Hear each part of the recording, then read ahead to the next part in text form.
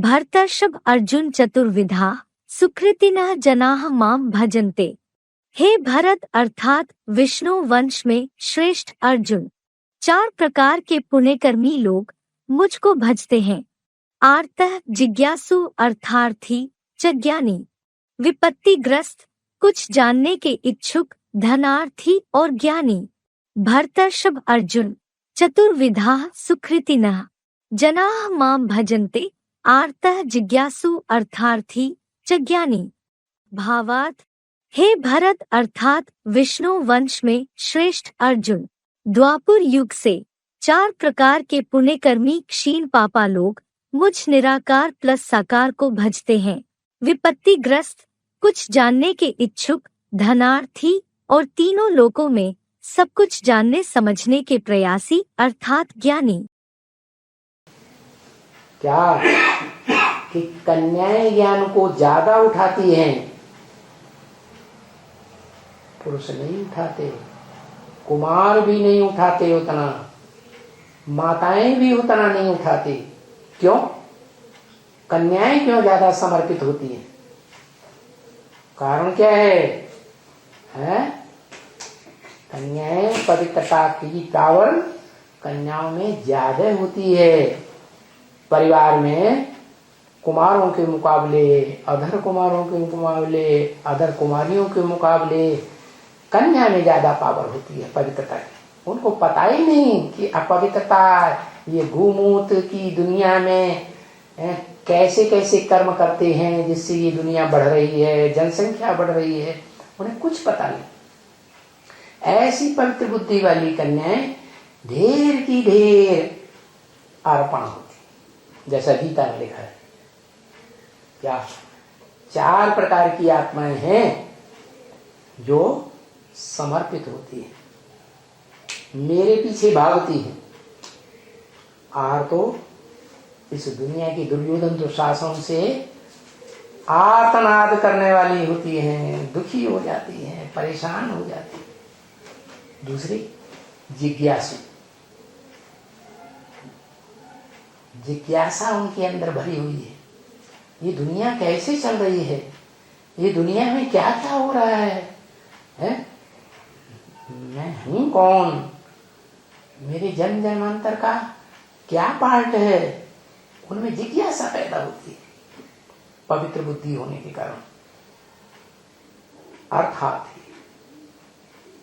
इस दुनिया में और खास भारत में पुरुषों के पास तो धन होता है। क्या धन को अपनी मुट्ठी में करके रखते हैं।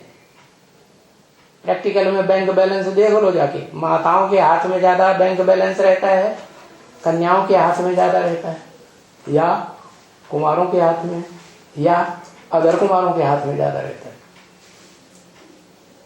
तो साबित होता है कन्याएं ही सबसे जास्ती गरीब हैं। उनके हाथ में कुछ भी नहीं रहता। शादी से पहले बाप के हाथ में रहता है और शादी के बाद पति के हाथ में रहता है। तो अर्थार्थी भी वही है, जेब खर्च के लिए भी नहीं रहता। क्या परिवार में उनकी बुद्धि में बैठे भगवान आया हुआ है पवित्र बुद्धि होने के कारण। औरों की बुद्धि में न बैठे तो वहां तक जाने के लिए किराए के लिए पैसे तो चाहिए, जेब खर्च के लिए भी पैसे नहीं, भाग कर जाने के लिए भी पैसे नहीं। और फिर ज्ञानी,